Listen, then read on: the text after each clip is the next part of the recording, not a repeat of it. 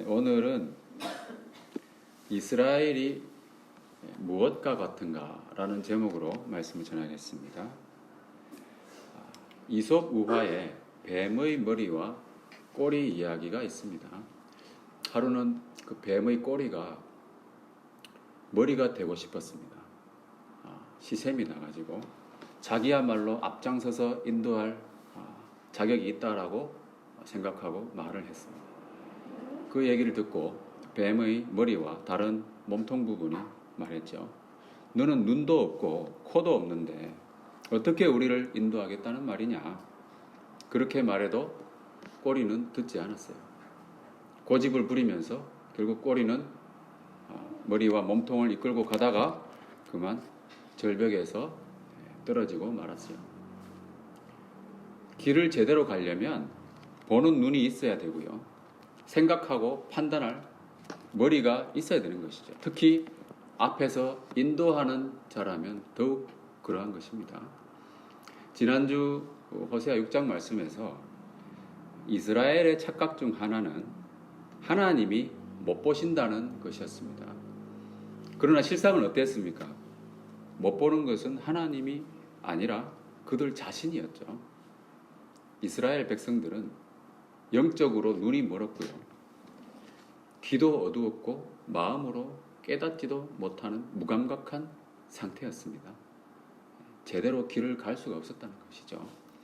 눈도 없고 코도 없으면서 자기가 앞서갈 수 있다고 생각하는 겁니다. 이것도 대단한 착각이면서 또한 교만이죠. 그 교만이 앞서가면 결국 넘어지고 무너지고 마는 것이죠. 오늘 본문 10절 말씀을 보겠습니다. 10절 다 같이 읽어보겠습니다. 시작.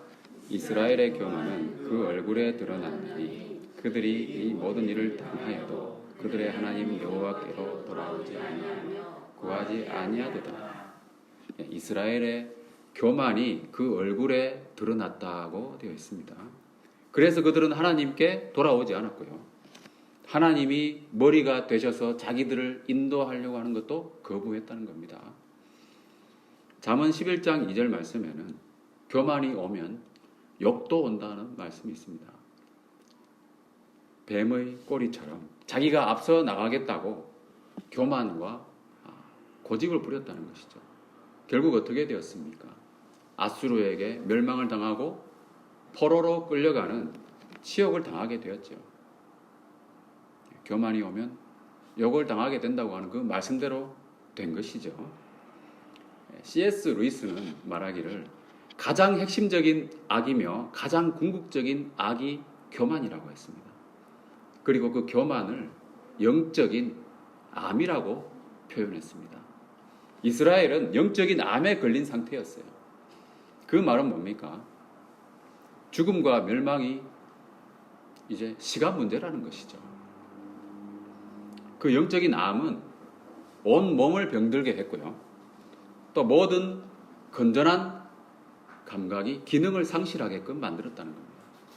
그래서 그들은 볼 수도 없었고 들을 수도 없었고요.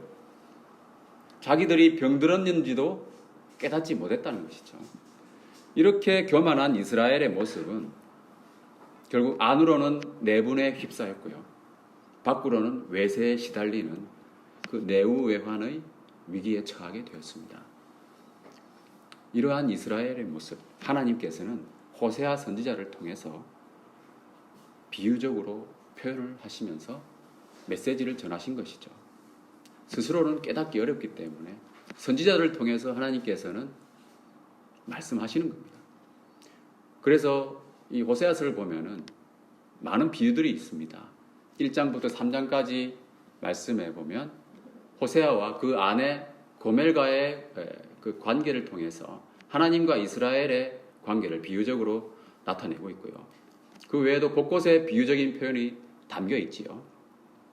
비유가 이해하기가 쉽고 또 호소력이 있다는 것이죠. 뿐만 아니라 또 시와 같은 형식으로 된 그런 문서의 특징이 비유가 많다는 것이죠. 그래서 오늘은 7장에 나타나 있는 비유를 통해서 이스라엘의 상태, 이스라엘이 무엇과 같은지 살펴보도록 하겠습니다. 첫 번째로 이스라엘은 달궈진 화덕과 같다고 말씀하고 있습니다. 4절 말씀에 나오죠. 그리고 6절에도 그들의 마음은 간교하여 화덕 같으니라고 말씀하고 있고요. 7절에도 보면 그들이 다 화덕같이 뜨거워져서 이렇게 표현하고 있습니다. 화덕이라고 하는 것은 숯불을 피워서 달궈놓은 큰 화로를 말하는데요.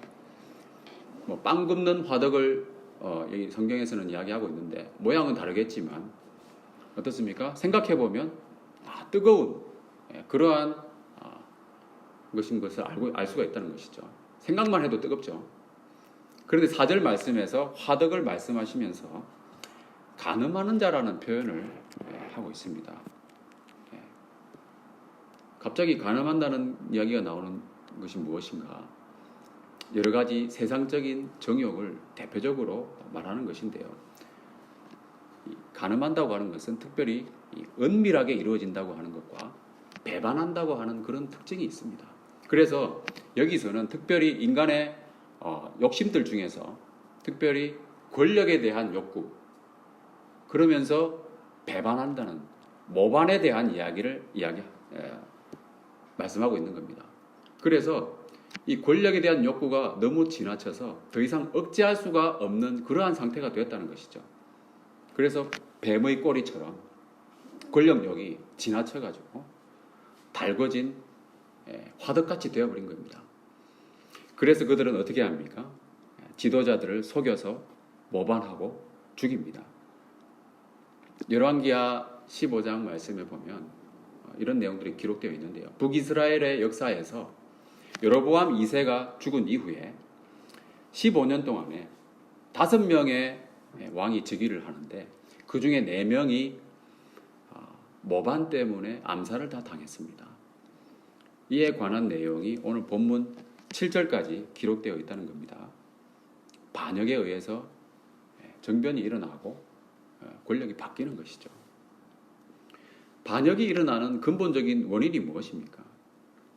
지도자들에게 1차적으로 원인이 있다고 볼 수 있습니다. 그들의 통치 행위가 뭔가 문제가 있기 때문에 반역을 일으키는 것이죠. 지도자들의 관심이 무엇인가, 또 그들이 무엇을 좋아하는가, 무엇을 기뻐하는가에 따라서 그 왕이나 통치자들의 신하들도 특징이 갈리는 것이죠. 시편 63편 11절 말씀을 다 같이 읽어보도록 하겠습니다. 시작. 왕은 하나님을 즐거워하리니 주께 맹세한 자마다 자랑할 것이나 거짓말하는 자의 입은 막히리로다. 지도자들이 하나님을 즐거워하면 거짓말하는 자들의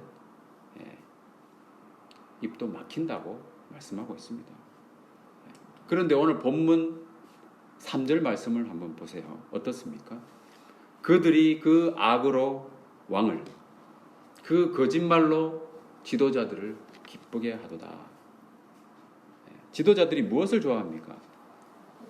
악을 기뻐하고 거짓말을 즐거워했습니다. 지도자들이 진리의 말씀을 좋아하지 않고요, 거짓을 기뻐했다는 것이죠. 그들에게는 거짓말이 통하는 그런 존재였다는 겁니다. 그래서 간신배가 판을 치고 배신자들이 득세하는 것이죠. 여러분도 아시겠지만 속이는 사람도 나쁘지만 속는 사람도 나쁜 거죠. 도둑질하는 사람도 나쁜 거지만 제가 군대에 있을 때는 조직 관리를 하다 보니까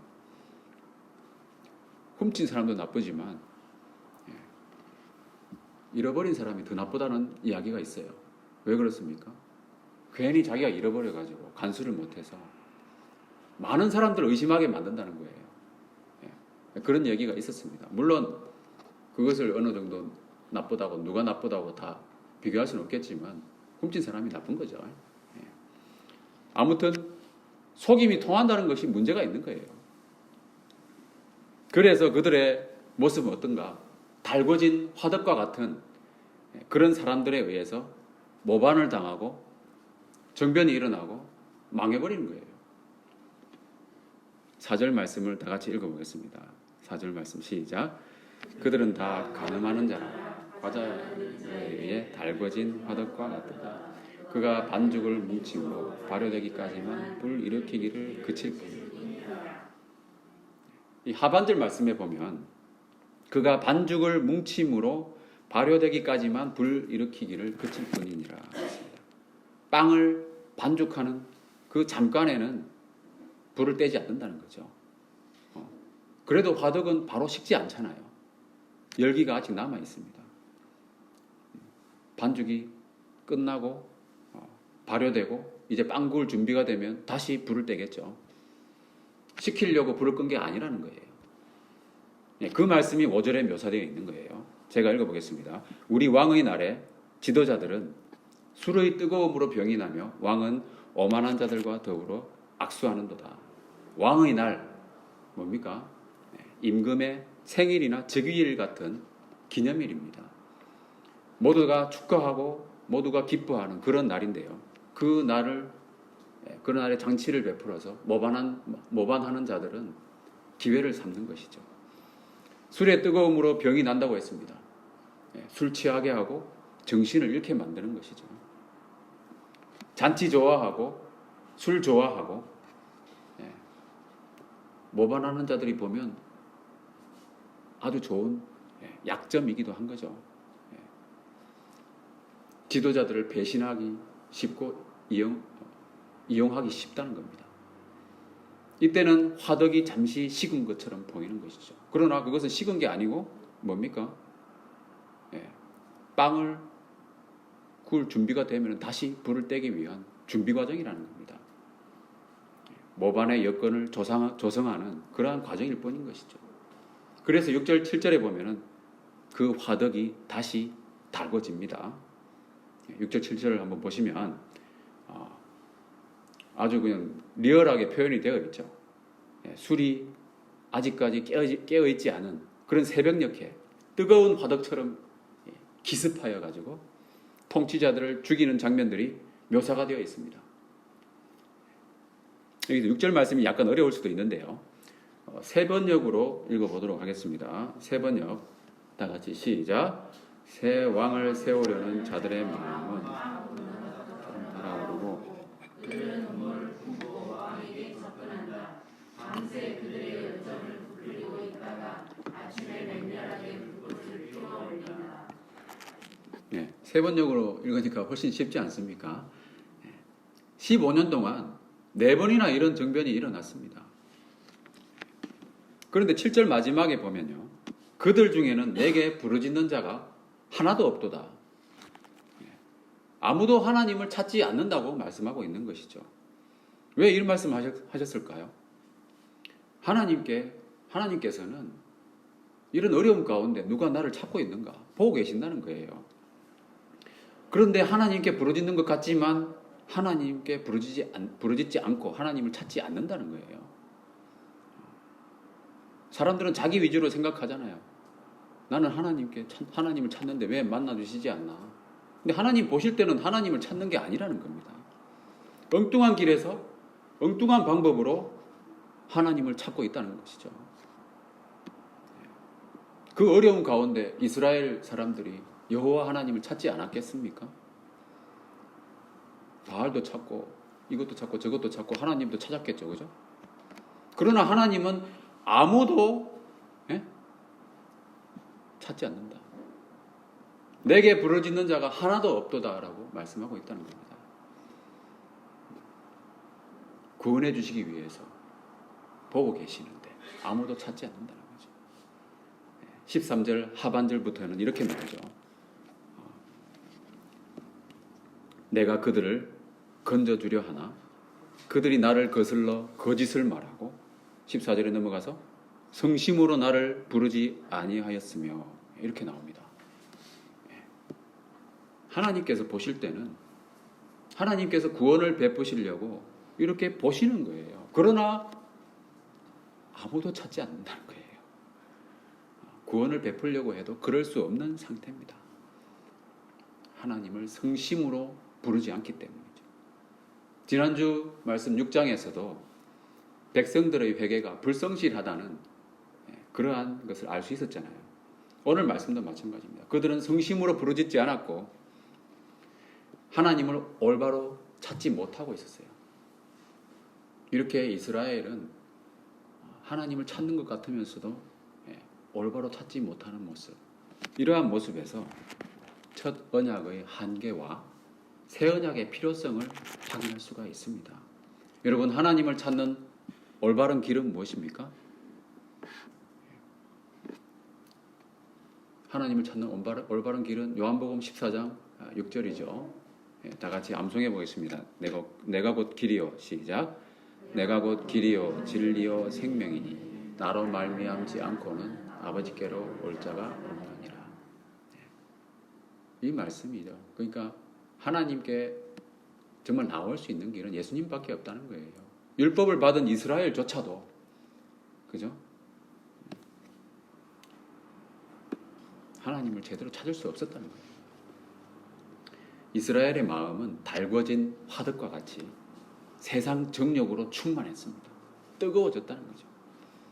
안정이 안 되는 거예요. 뭐든지 뜨거워지면 안정이 안 되잖아요. 그래서 안팎으로 불안했습니다. 그래서 하나님은 안중에도 없었던 것이죠. 찾지도 않았고 구원을 얻지도 못했습니다. 우리의 신앙생활은 어떻습니까? 달궈진 화덕과 같은 혹시 불안정한 면은 없는지, 또는 무엇으로 달궈졌는지, 하나님을 과연 올바로 찾고 있는지.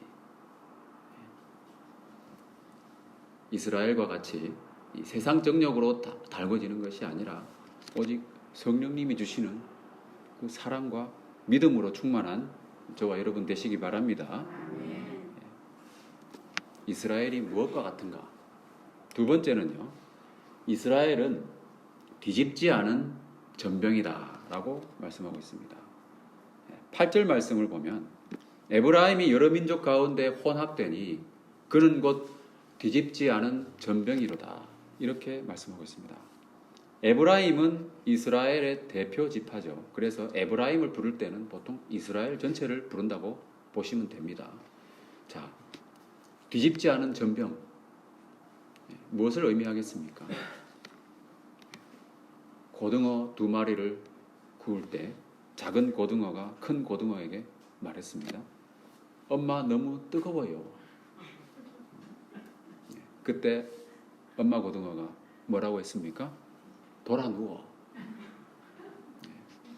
돌아 누워야 맛있는 고등어가 되는 거죠. 맛있는 고등어 구이가 되는 것이죠. 빵을 구울 때도 어떻습니까? 적당히, 요즘은 오븐이 워낙 좋아서, 그죠? 넣어놓기만 하고 시간 돼서 빼면 되지만, 당시에는 그렇지 않았죠. 적당히 익으면 뒤집어서 고루 구워지도록 해야 된다는 것이죠.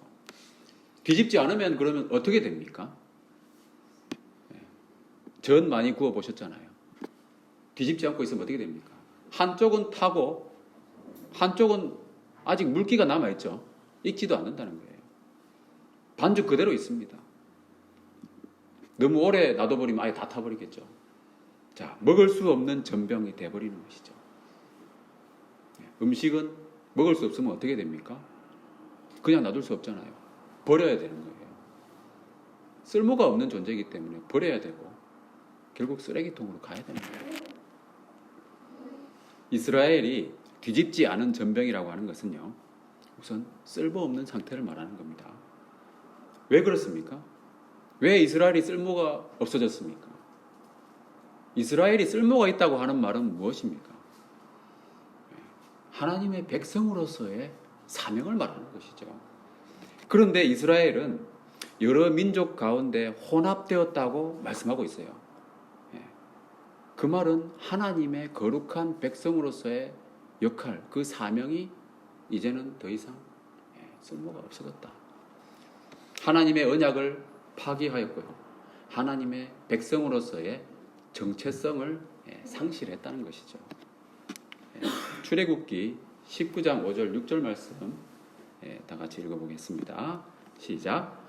세계가 다 내게 속하였나니 너희가 내 말을 잘 듣고 내 언약을 지키면 너희는 모든 민족 중에서 내 소유가 되겠고 너희가 내게 대하여 제사장 나라가 되며 거룩한 백성이 되리라. 이게 바로 출애굽하면서 하나님께서 모세를 통해서 이스라엘과 언약을 맺으시면서 하시는 말씀이죠. 자, 세계가 다 여호와 하나님께 속했다고 말씀하셨습니다. 그런데 이스라엘은 어떻게 했습니까? 세계가 하나님께 속했다는 것을 몰랐던 거예요. 그래서 여러 민족들 가운데서 중심을 잡지 못하고 여기저기 기웃거리는 겁니다. 하나님을 믿고 의지하기보다는 상황에 따라서 애굽이나 아수를 의지한다는 것이죠. 그래서 하나님이 약속하신 그 제사장 나라며 거룩한 백성으로서의 사명을 감당할 수 없게 됐다는 겁니다. 그래서 쓸모가 없게 된 거예요. 그러한 이스라엘의 모습 뭡니까? 뒤집지 않은 전병이라는 겁니다. 그렇다면 그 이스라엘이 받았던 그 사명 어떻게 됐습니까? 하나님이 주신 사명인데 그 어디로 갔을까요? 이제는 우리가 그 사명을 감당하게 되었죠. 첫 언약을 파기한 이스라엘이 아니라 예수님의 피로 맺은 그 새 언약으로 말미암아 우리가 바로 택하신 족속이요 왕 같은 제사장들이요 거룩한 나라요 그의 소유된 백성이 된 것이죠. 뒤집지 않은 전병. 우리는 그렇게 되면 안 되겠죠. 쓸모없는 주님의 백성이 되면 안 되잖아요. 깨어서 항상 주님께 그 사명을 잘 감당하는 우리 주님의 교회 성도님들 다 되시기 바랍니다. 뒤집지 않은 전병의 또 다른 의미는 뭐냐면 무감각하다는 거예요. 한쪽이 타들어가도 다른 한쪽은 아직 열기가 제대로 전달되지도 않습니다. 무감각한 모습이죠. 그래서 한쪽은 다 타버려서 감각을 잃고요. 또 다른 한쪽은 열기가 충분하지 않아서 감각이 없는 거예요.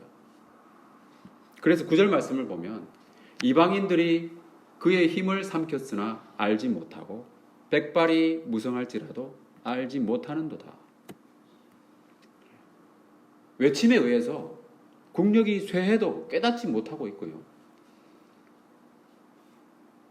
백발이 무성할 정도로 죽을 날이 가까워졌는데도 깨닫지 못한다는 겁니다. 감각을 잃었다는 거예요. 이 무감각한 상태, 영적인 암에 걸렸다는 거예요. 온몸을 병들게 하는 그 교만 때문에, 그죠? 무감각한 상태가 되었다는 겁니다. 그래서 종말을 맞이하여서 멸망하고 포로로 끌려가기까지도 깨닫지 못했다는 그 비극이 이루어진 것이죠. 자, 여러분, 예수님께서 다시 오실 때에 이 세상에 종말이 오지 않겠습니까? 그때도 사람들은 종말을 맞이하기까지 깨닫지 못하는 거예요. 깨닫지 못할 겁니다. 주님께서 말씀하셨잖아요. 마태복음 24장 37절, 39절 다 같이 읽어보겠습니다. 시작. 노아의 때와 같이 인자의 임함도 그러하리라. 홍수가 나서 그들을 다 멸하기까지 깨닫지 못하였으니 인자의 임함도 이와 같으리라. 노아의 때에 노아가 방주를 짓고 있을 때 노아가 아무 말도 안 했겠습니까? 그 많은 사람들한테 다 전파한 것이죠. 심판을 경고했어요. 하나님의 심판. 그러나 당시에 구원 얻은 사람은 몇 명입니까? 8명이었죠. 방주에 들어갔던 사람은 다 8명이었어요. 그래서 여러분 배선자를 보시면요. 왼쪽에 배두자가 있고요. 8팔자가 있고 입구자가 있지 않습니까? 홍수 이후에 동쪽으로 갔던 노아의 후손들이 한자를 발명을 할 때 그 의미를 그렇게 넣은 것이죠. 한자는 뜻글자잖아요. 여러분 당시의 인구가 추산하기로는 50억 정도 된다고 봅니다. 50억 내외. 최소 10억에서 최대 100억까지 보거든요. 중간 좀 해가지고 5, 60억이라고 친다면은 그 중에 여러분 8명만 구원받았다 생각해 보시면은 50억 분의 8 하면은 수학적으로는 거의 제로입니다. 제로. 그 8명이 구원받고 나머지 다 멸망하기까지 사람들은 깨닫지 못했죠. 지금 이 세상에서 일어나는 일들을 보면 주님 오실 때가 가까워졌다는 것들을 많은 사람들이 느끼고 알고 있잖아요.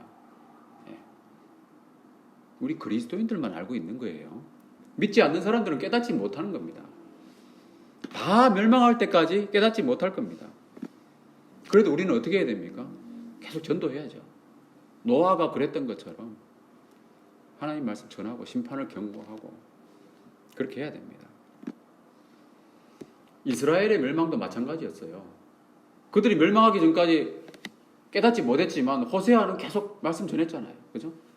하나님께서 선지자들을 통해서 계속 하나님 말씀을 전파하셨어요. 참 아이러니하지 않습니까? 깨닫지 못하는 사람들한테 계속 심판의 경고를 하시는 거예요. 깨닫지 못할 거기 때문에 말을 안 한다는 것이 아니고요. 복음을 계속 전해야 되는 거예요. 그것이 하나의 증거가 되기 때문에 그렇습니다. 우리도 항상 주님 오실 날을 고대하면서 전도에 힘쓰시길 바랍니다. 이와 같이 이스라엘은 뒤집지 않은 전병과 같이 쓸모가 없고 또 무감각한 상태였다. 비슷한 맥락에서 또 이스라엘은 또 무엇과 같은가? 이스라엘은 어리석은 비둘기와 같다고 말씀하고 있습니다. 11절 말씀에 보면 11절 말씀을 다 같이 읽어보겠습니다. 시작. 에브라임은 어리석은 비둘기같이 지혜가 없어서 애굽을 향하여 부르짖으며 아수르로 갑니다. 어리석은 비둘기같이 지혜가 없다고 했습니다. 왜 그렇게 말씀하셨을까요? 애굽이나 아수르를 통해서 뭔가 외교 정책을 잘 하려면 지혜가 있어야 되잖아요. 그죠? 그래서 애굽으로 가고 아수르로 가잖아요. 얼마나 많은 지혜가 필요한 일이겠습니까? 그런데 하나님은 그들에게 지혜가 없다고 말씀하고 있는 거예요. 왜 그렇습니까? 애굽이나 아수르는 아무 도움이 되지 않는다고 하는 걸 모르고 있다는 거예요. 그죠? 그리고 진짜 도움이 되는 분은 바로 하나님이신 것을 모른다는 거예요. 그래서 도움을 구하지도 않는 거예요. 진짜 도움이 되는 분한테는 가지 않고 도움이 안 되는 사람한테 가는 거예요. 그게 지혜가 없는 거죠. 10절에 나오는 교만이 바로 이런 겁니다. 교만. 자기 생각이 옳다고 믿고 하나님 말씀 듣지 않는 거죠. 얼마나 교만합니까? 아까 뱀의 꼬리 예화처럼 그런 거예요. 어리석은 비둘기라는 겁니다. 12절 말씀해 보면 12절 말씀도 다 같이 읽어보겠습니다. 12절 시작. 그들이 갈 때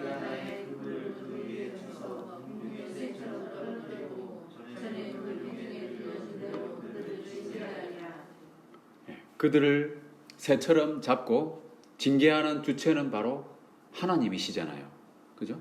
하나님이 그렇게 하시는 거예요. 근데 그걸 이스라엘은 모른다는 거예요. 그 지혜가 없는 거예요. 어리석은 비둘기와 같다. 13절에 보면 그들이 화를 당하고 패망하게 되는 이유는 뭡니까? 하나님을 떠난 것이며 하나님께 범죄했기 때문이다라고 말씀하고 있어요. 아수르가 강해서도 아니고요. 애굽이 강해서도 아니라는 거예요. 그들이 패망한 이유는 뭡니까? 여호와 하나님과 맺은 언약을 파기하고 우상을 섬겼기 때문이죠. 물질의 우상, 쾌락의 우상, 풍요의 신, 바알을 섬겼다는 거예요. 그 외에도 토착 신들을 많이 섬겼겠죠. 그래서 14절에 보면 이런 표현이 나옵니다. 오직 침상에서 슬피 부르짖는다. 여러분, 이게 무슨 말이냐 하면요. 새 번역의 난해주에 보면 이방인의 풍속이라고 되어 있습니다. 실제로 이사야 57장 7절에 보면요. 네가 높고 높은 산 위에 네 침상을 베풀었고 네가 또 거기에 올라가서 제사를 드렸으며. 뭐냐면요, 이방인들의 우상 숭배의 한 형태입니다. 그리고 14절 그 다음에 나오는 이 곡식과 새 포도주로 말미암아 모이며라고 되어 있잖아요. 여기에 모이다는 말은 칼로 베다는 의미가 강하거든요. 그래서 이 부분을 세 번역으로 읽어보면 이렇습니다. 다 같이 시작. 곡식과 포도주를 달라고 빌 때에도 몸에서 상처를 내면서 빌고 있으니 이것은 나를 거역하는 짓이다. 이방 종교의 타락한 의식이고 율법에서는 금지한 행위였죠. 하나님을 거역하는 행위라는 거예요. 뭔가 이스라엘은 하나님을 찾는 것 같으면서도 여호와를 부르는 거예요, 입으로는. 그러나 그들이 실제로 부르는 건 뭡니까? 우상 숭배라는 겁니다. 이와 같이 하나님을 성심으로 찾지 않고 이방 종교와 풍습에 빠져 있다가 징계를 당하는 모습. 어리석은 비둘기와 같은 이스라엘이었습니다. 요즘도 여러분 그런 사람들 많이 있습니다. 예수님이 기도에 대해서 가르치실 때 어떻게 하라고 하셨습니까? 네 아버지께 기도하라. 그죠? 기억나십니까? 네 아버지께. 여러분 아버지께 어떻게 이야기합니까? 평소에? 아버지하고 사이가 좋은 사람은 뭐 부드럽게 이야기하겠죠. 아버지하고 사이 안 좋으면 이렇게 좀 하겠지만 공격적으로 뭐 할 수도 있겠지만 그렇게 하면 안 되겠지만요. 네 아버지께 기도하는 거예요. 그리고 이방인들과 같이 중언부언하지 말라고 하셨잖아요. 그런데 우리 기도하는 모습을 보면 상당히 주님의 가르침과는 거리가 멀다. 이런 걸 많이 느낍니다. 여러분들 혹시 뭐 자기 자신의 기도의 모습 점검하시려면 한번 기도하는 걸 녹음해보는 것도 좋은 거예요. 예, 진짜로 한번 해보시는 것도 한 방법입니다. 예, 우리가 하나님을 부르지만 과연 어떤 모습이냐는 거예요. 예, 한번 생각해 볼 필요가 있는 거예요. 자, 이스라엘은 또 무엇과 같은가? 마지막으로요. 자, 마지막 다 같이 읽어보겠습니다. 시작. 이스라엘은 속이는 활과 같다. 15절 말씀해 보면 내가 그들 팔을 연습시켜 힘있게 하였으나 그들은 내게 대하여 악을 꾀하는도다. 이렇게 했습니다. 하나님이 많은 징계와 훈련을 통해서 이스라엘을 강하게 만들어 주셨고 세워 주셨어요. 그렇지만 그들은 오히려 하나님을 대적하는 거예요. 뭡니까? 하나님이 베푸신 은혜를 오히려 악으로 갚는 모습이잖아요. 활을 쏘았는데 화살이 되돌아오는 그런 격입니다. 그래서 속이는 활인 거예요. 16절에서는 그들은 돌아오나 높으신 자에게로 돌아오지 아니하니 속이는 활과 같으며 그들의 지도자들은 그 혀의 거친 말로 말미암아 칼에 엎드러지리니 이것이 애굽 땅에서 조롱거리가 되리라. 돌아올 것 같이 하면서 활이 나가서 제대로 뭐 맞출 것 같이 하면서 엉뚱한 데 가는 거죠. 돌아올 것 같이 하면서 그 화살이 엉뚱한 데로 가는 거예요. 하나님께로 돌아오지 않고 어디로 갑니까? 바알에게 간다는 거예요. 그래서 속이는 활이라고 비유하고 있습니다. 여러분 속이는 활은 목표물을 겨냥해서 쏜다 하더라도요. 조준점이 잘못되어 있는 거예요. 말하자면 제대로 조준을 해도 그게 오차가 큰 겁니다. 오조준을 할 수도 없는 거. 그래서 결코 제대로 쏜다고 해도 명중시킬 수가 없다는 거예요. 속이는 활로 쏘면 결코 관역에 도달할 수 없다는 거죠. 아무리 잘 쏴도 빗나갈 수밖에 없는 것입니다. 하나님께 돌아오지 않는 이스라엘은 그래서 속이는 활이라는 거예요. 그래서 결국 치료받지도 못하고 구원받지도 못한다는 겁니다. 속이는 활과 같은 이스라엘, 속이는 활과 같은 인생이죠. 이와 관련해서 우리가 한 가지 생각할 것은 뭐냐면 죄에 대한 개념입니다. 여러분, 죄를 의미하는 히브리어는 하타라고 하는 것인데요. 헬라어의 하마르티아에 해당하는 말입니다. 이 죄에 대한 개념의 기본적인 내용은 뭐냐면 관역을 마치지 못하고 빗나가다라고 하는 그 뜻이 있는 거예요. 죄라고 하는 것은 인간의 모습이 그러하다는 거예요. 속이는 말이에요. 시편 14편 2절 3절 말씀에 보면 여호와께서 하늘에서 인생을 굽어 살피사 지각이 있어 하나님을 찾는 자가 있는가 보려 하신즉 다 치우쳐 함께 더러운 자가 되고 선을 행하는 자는 없으니 하나도 없도다. 여러분, 속이는 활인 거예요. 아까 7절 마지막에서 뭐라고 했습니까? 그들 중에서 내게 부르짖는 자가 뭐라고 했습니까? 하나도 없도다. 의인은 없나니 하나도 없고 선을 행하는 자는 없나니 하나도 없다는 거예요. 어느 누구도 관역을 맞출 수 있는 사람이 없다는 겁니다. 이스라엘의 모습, 우리 인생의 모습이 바로 속이는 활이라는 거예요. 아무도 스스로 의롭게 될 수 없다고 하는 그 가장 기본적인 진리를 나타내는 아주 중요한 비유죠. 속이는 활입니다, 여러분. 그런데 아직도 많은 사람이 속고 있잖아요. 그죠? 속이는 활에 속고 있는 거예요. 인간 스스로 행복해질 수 있다고 믿고 있잖아요. 행복에 관한 책이 얼마나 많습니까, 여러분? 성경 하나도 충분한데. 안 그렇습니까? 과학기술이 미래를 보장해 줄 거라고 믿고 있습니다. 과연 과학기술이 미래를 보장해 줍니까? 주님의 오심을 앞당길 수 있겠죠. 핵전쟁이 일어난다면. 어떻게 될지는 모르는 일이지만